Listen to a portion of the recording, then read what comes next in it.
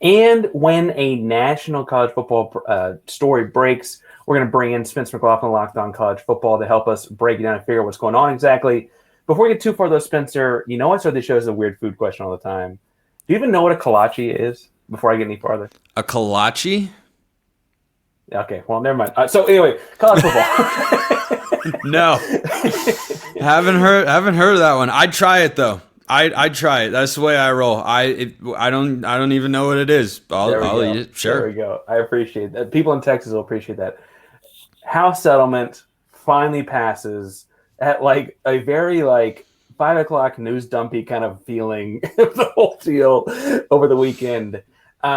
This is a gigantic deal. It changes all of college sports, college football being the big revenue builder and thus the most impacted by this from the macro level. $20.5 million per school. You saw that as someone who covers the sport across the entire national landscape on Friday and said, what? I think it can be great for the sport. I really do. And on the timing of it, you ever see that Key and Peele sketch, Substitute Teacher, where he's saying the names wrong? I feel like the people that decided to put this news out on the day in which they did were like the Aaron guy who was just kind of looking around. Then he just goes, here. It's like, no, oh, did you not hear? Oh, no, I said that. It's like, you just went into the weekend and they were just kind of going, oh, yeah, here. This changes college landscape, college sports forever and always. Yeah, here you go. Here you go. Have a good weekend. Yeah, see you guys. We'll see you Monday. So I did find that kind of funny. But the fundamental takeaway I have is that it can be great for college football. I am not going to speak for the other sports, which could 100% be impacted in a negative way. There is no other way to slice that I can see. If you are a college volleyball coach at a lot of schools, if you are a college softball coach for some schools, college baseball, or just any of those other secondary kind of sports, tennis, golf, whatever, like this might not be great because suddenly the funds are just legally allowed to go in a specific direction. Now, the legal challenges are not done with a number of things, most notably on the distribution front for an athletics department. The Title IX considerations are going to come into play. If you have $20.5 million, the expectation that I've seen reported by On3 is that athletic departments are expected to allocate between $13 and $16 million for football and men's basketball.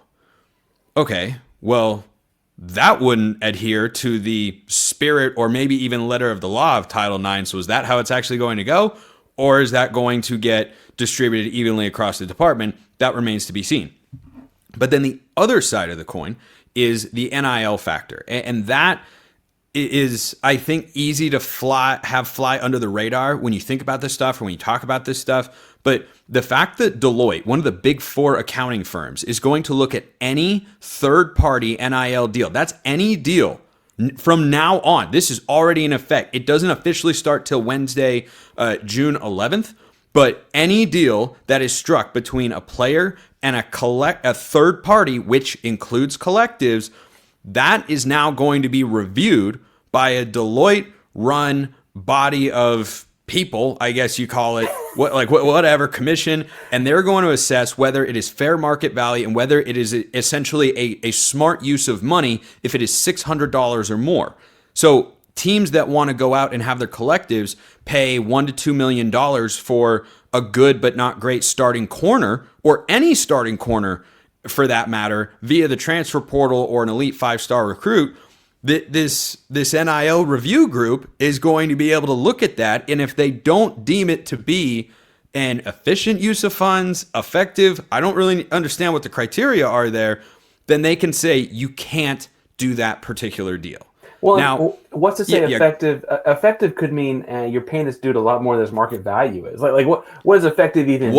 What do you determine? And this is going to get challenged too, because how in the world are you determining market value as an accounting firm in the name, image, and likeness space when the precedent only goes back about 3 years in college sports, and we have schools all over the place that are willing and predating NIL have been willing to pay really high amounts of money for these players. How in the world are you, like, that's going to get challenged in court? I don't know if the NIL collective monitoring group is going to win. I'm not a lawyer. That's just my guess based on how these legal cases have gone over the years. It has tended to go against the power brokers that try to limit the earning potential of college athletes. That general notion has been struck down consistently by the courts. And they have said, no, you can't do that because you wouldn't be able to do this in any other field. These are student athletes, yes, but they are legal adults. So if we allow them to serve in the military, then you have to be able to allow them to earn however much money someone's willing to pay. And I don't care what your fair market value is in your view, because someone is willing to pay them and they're not being coerced to do so, or nor are they doing so illegally. I want to get to the Houston of this in the second segment. That's for my fans and I, because it's a basketball school too, right? That'll be impact us there. But what's keeping this from just going back to brown paper bags and envelopes stuffed in mailboxes and all that, Spencer? Because it feels like if I could do that and not have to go to Deloitte, I might just do that. Yeah. My guess, I don't know that we have all the details as we're recording this show. The punishments, I think, are going to be incredibly severe. Incredibly severe. That would be my guess. That's the only way to prevent that from happening. I'm sure it will still go on.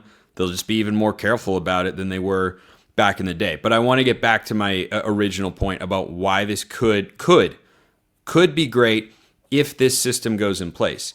If you are not allowed to have your NIL collective just throw an insane amount of money at insert college football player that is in the transfer portal or is coming out of high school, and everyone is operating within restrictions on what they can pay players with their athletic department's budget.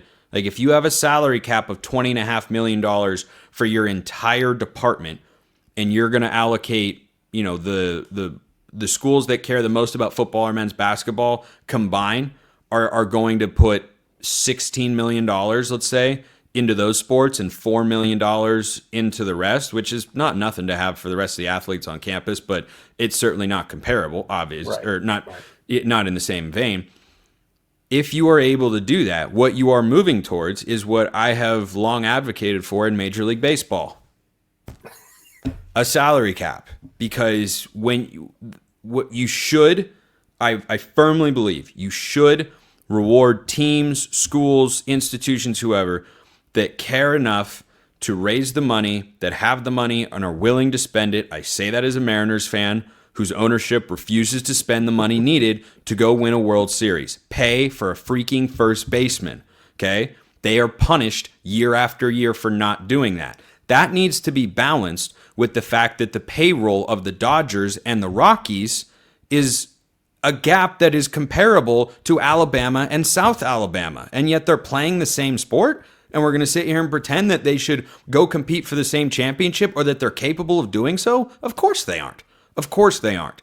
So this idea of instituting somewhat of a salary cap, I think still does, to some degree, reward the schools that put maximum investment in, but it doesn't allow them to run away with it the way I think they do now financially. I think that it allows for the possibility, if everything stays in place as they're designing it to be rolled out, I think it allows for the possibility of leveling the financial playing field in college football and, yes, basketball and beyond.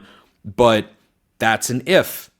That is an if, because to your point, Parker, it used to be illegal to pay players. We all know what happened. So if it's illegal to give a huge NIL deal to Carson Beck to go to Miami, and Deloitte says, no, you can't pay him more than, $500,000. And then Miami just on the side brings, a bag of cash with another $1 million in it. It's a lot of cash, but somebody can make it happen. Like, if that's what you have to do, maybe that's what they'll have to do.